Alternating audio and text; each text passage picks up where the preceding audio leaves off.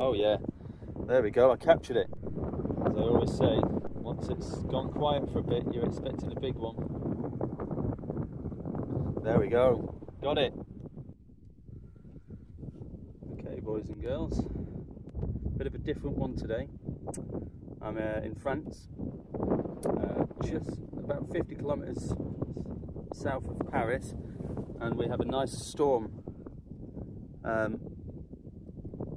Why aren't you pre-capturing? So we've got something called pre-capture on this. Lightning photography during the day has always been a bit tricky, and the main reason being is that you're always struggling with the amount of light. And at the moment, this storm appears to be coming just across from the southwest, so it's going to push in front of us. There's a few drops of rain, so I might have to go into the car soon, but what I'm doing is that in this particular mode, we have something called pre-capture enabled. So if I see a bolt of lightning at this moment in time, and I press within 0.5 seconds, I think it is, the camera should capture that bolt of lightning. Oh, the wind's definitely picking up now. So this isn't the most prolific storm, but it's decent enough. I've seen about 5 or 6 bolts come down recently, so I'm just waiting for one. There's going to be one any second now. And it's a bit of a rush to get up here and set up. It's been very warm in France this last 2-3 days, and obviously with this sort of heat, usually you get a decent storm. So that was a bit of a flash off in the distance, but that's not what I'm interested in. What I'm interested in is a nice bolt coming out from the right hand side of the frame. I'm pointing in the right direction. You can see on the little bar to the left hand side that it's basically, you can see it sort of white at the bottom, and that's basically buffering in the background, so it's continuously capturing photographs in the background. Oh, there's a big one over to the left, to the right, sorry. I might pan this round a little bit. Oh, that wind, man.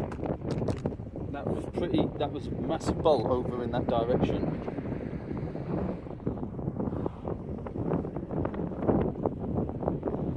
What I really want is this thing to be able to do a half press, but it's not letting me.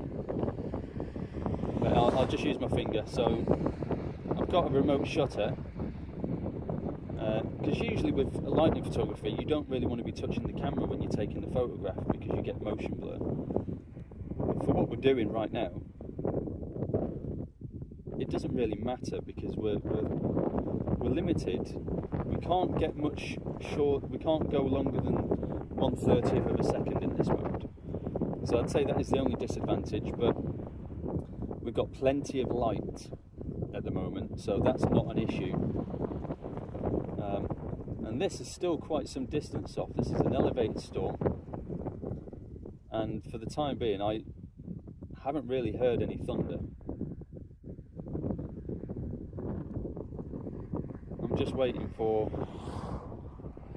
a decent bolt to come down, but it's that time of day where it starts to cool off and the atmosphere destabilises a little. And the heat in France at the moment, I mean, it's 37 degrees in some parts today, maybe more than that.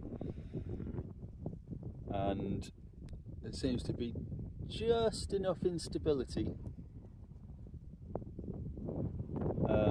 Just enough instability for a nice storm. Come on. Oh yeah, there we go, I captured it. So, let's go back and see. So we're in burst mode. If I select this and I roll it back, oh, look at that. That is beautiful. And the great thing is you get to see, that was a positive bolt as well maybe. So yeah, I might even zoom in a little bit, because if that's what's coming down, then just get back in and focus. Obviously any bolts that we want to capture, they need to be crisp. The problem is, you get a bit of an adrenaline rush when this thing starts kicking off, and trying to hold the half button down, anticipating a bolt of lightning, easier said than done. And that wind has definitely picked up.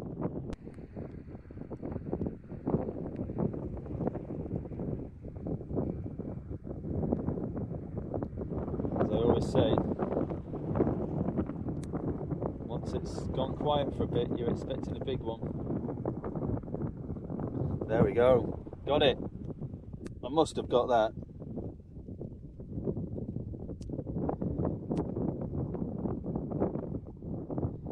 Yeah, it's a bit of banding, but not bad. I think I'll turn it over.